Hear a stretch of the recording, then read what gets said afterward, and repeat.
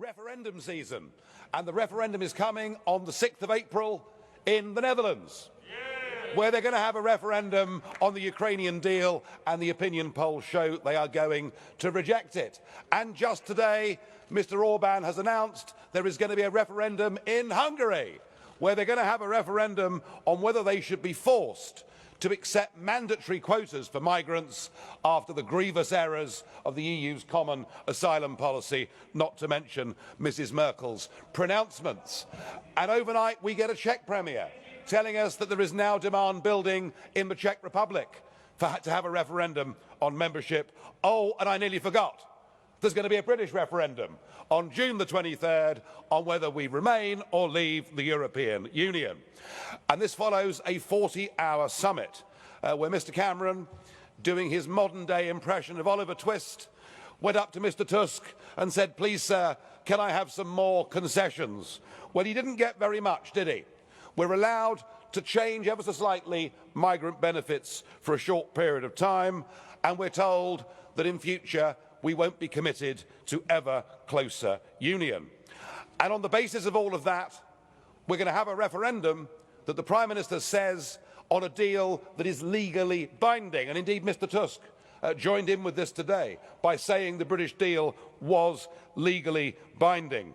To top that off, Mr. Cameron has told us that he will lodge the deal, he will lodge the documents at the United Nations. But frankly, you might as well lodge an old pair of socks, because it's completely meaningless. The fact that you lodge a document there, you could use a safety deposit box. But is this deal legally binding, Mr. Tusk?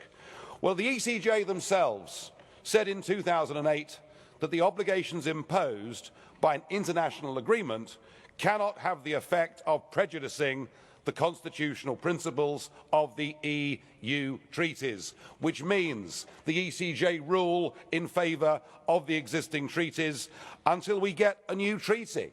But who's to say there's going to be a new treaty? Any new treaty would trigger yet more referendums and would not be favoured, I think, by the big groups in this Parliament. But of course we have an emergency brake. That's being judged to be a great success. But, crucially, that happens through secondary legislation that can be voted on by this Parliament.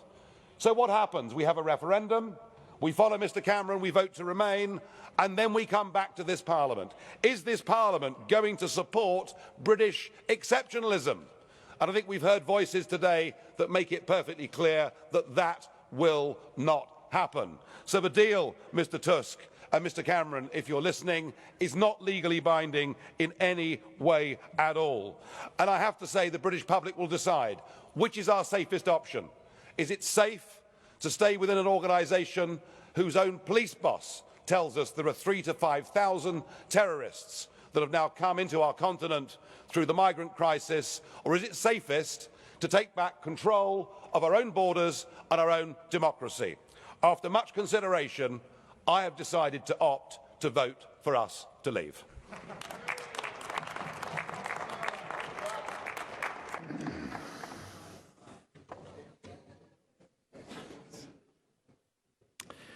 Herr Farage, es gibt eine. Thank you, Mr. Farage. There is a question from Mr. Casa. Will you accept that? Mr. Casa, please.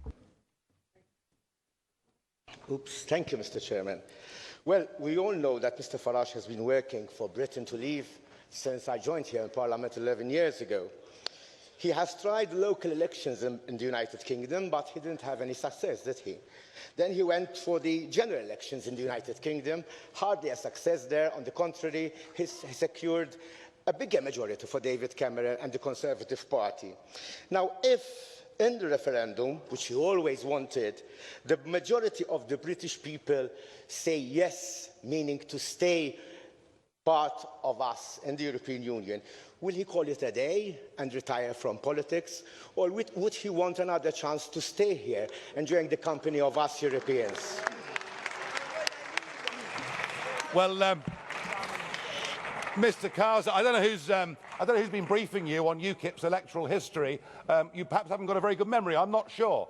But in 2014, with 28% of the vote, UKIP won the European elections, topping the poll across the United Kingdom, the first time since 1906 that a party that wasn't Labour or the Conservatives had won a national election. So I hope that brings you up to speed.